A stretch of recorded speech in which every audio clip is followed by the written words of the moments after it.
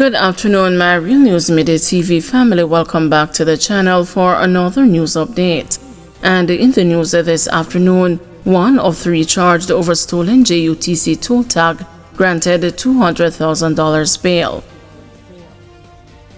A woman who was a passenger in a private motor car that was fitted with a toll tag belonging to bus company Jamaica Urban Transit Company was on Friday granted $200,000 bail with surety in the St. Catherine Parish Court. And Mary Bartley, along with Robert Edwards, who was driving the car, and Steve O'Connor, who is the driver at a JUTC, are jointly charged with a conspiracy to steal, toll evasion, unauthorized interference with a toll collection, fraudulent use of a toll device, misuse of governmental property, and obtaining property by false pretense. Bail was not heard for Edwards and O'Connor, as the court was told that the police have indicated that additional charges are being pursued against them. The men were then further remanded. All three are to return to court on Friday, May 9. Allegations are that on April 25, Edwards and Bartley traveled through a toll booth in St. Catherine without paying. Video surveillance at the booth took the car's particulars and found anomalies.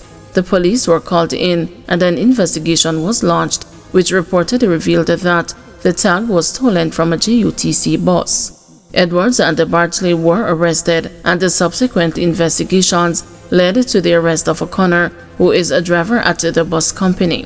The trio was later charged. We have been active, says ECJ, on its role as a political ombudsman. The Electoral Commission of Jamaica says it has been actively discharging the functions of the political ombudsman.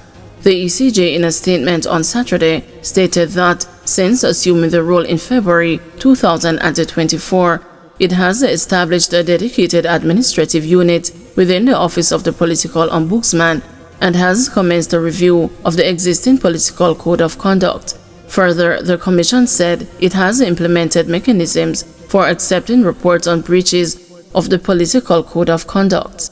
This includes, according to the Commission, an online portal to accept reports, including photographs, audio, and video recording via the ECJ's website, and a dedicated email address and a telephone line, as well as the toll-free and WhatsApp number through the ECJ to get information. The ECJ noted that it has received and addressed reports and complaints from the public, adding that it wrote to the General Secretaries of political parties regarding the removal of flags and the paraphernalia following the local government elections. Additionally, it said it has prepared for future implementation a public education program on the role of the political ombudsman and the importance of citizen participation, and established a network of law enforcement officers across the island to assist in the execution of the law. Regarding the functions of the political ombudsman, the ECJ said it has sought to streamline and improve the operations of the office, noting that the unit is tasked with responsibility for coordinating the activities of the office, including implementing mechanisms for accepting, processing, and responding to complaints from the public. The unit is headed by the ECJ's Registrar of Political Parties. The name of the individual was not disclosed. That person will be the chief liaison between the public and the ECJ members, who together constitute the political ombudsman. The ECJ stated that it has undertaken the functions of the political ombudsman using the resources allocated for the administration of its operations, noting that no additional funding has been provided for carrying out the activities related to the political ombudsman. The ECJ said that since the commencement of the current electoral campaign period, 2 complaints have been received by the office so far. One in relation to the placement of signs in Montego Bay, St. James, and the other about the removal of paraphernalia in southeastern St. Elizabeth, which it said are being addressed by the political ombudsman. The ECJ recognizes the critical importance of the Political Ombudsman Act, as political conduct does impact the democratic process. It will carry out its task so long as the Parliament requires it to do so. Betrayal: JTA warns of all possible actions as it opposes JTC bill. President of the Jamaica Teachers Association, Dr. Marcus Smith, today declared that the union, which represents over 20,000 teachers, stands ready to take all possible actions to halt the passage of the Jamaica Teaching Council bill. A key feature of the bill is the establishment of a council that will have the responsibility to regulate the sector and issue license to teachers. It was recently passed in the Senate and it is set to go before the House of Representatives. Smith, addressing a church service to mark the start of Education Week, urged the government to address what he called significant flaws with the bill. The JTA, after 2 decades of advocacy on this bill, feels betrayed as the bill in its present form demonstrates no meaningful effort to address the critical concerns raised by the teachers of Jamaica, he said. The teachers have been agitating for meaningful change.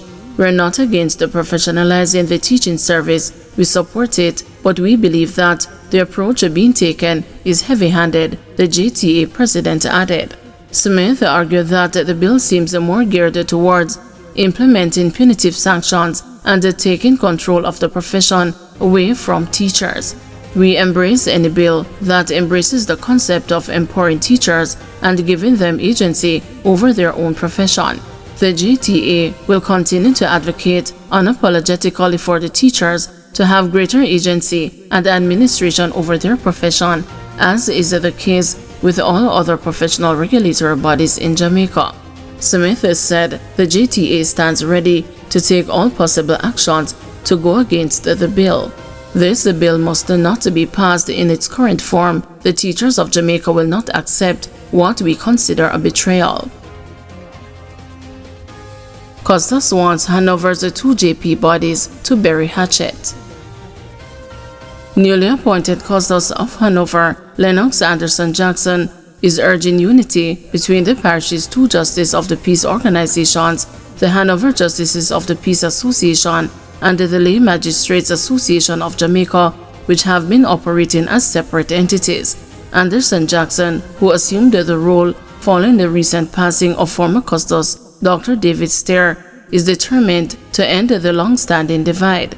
He is calling on both groups to put aside their differences and to collaborate for the greater good of the parish. During Stair's tenure, the relationship between the Custos and the LMAJ was strained, with the LMAJ resisting his authority. The conflict escalated to the point of involving the Office of the Governor General and the Ministry of Justice.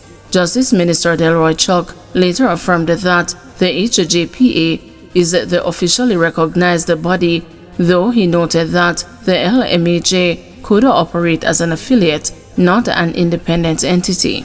Tensions reported stem from the LMAJ's desire for special recognition, arguing that lay magistrates deserve seniority over other JPs who do not perform those duties. At his first official meeting with the JPs since taking office, Anderson Jackson revealed that he has already begun discussions with the LMAJ to forge a unity between the 2 bodies. Unity is how we can all make a difference in our parish, how we can make our parish shine, said Anderson Jackson. Let us engage in open conversation, share wisdom and concerns, and align our efforts for the greater good of Hanover. The truth is, we as the justices of the peace should uphold certain standards, so we have to set the standards, he emphasized, encouraging all to participate in meetings and the training hosted by the Ministry of Justice. Guys, thank you for watching. See you this evening at 6 p.m. for another news update.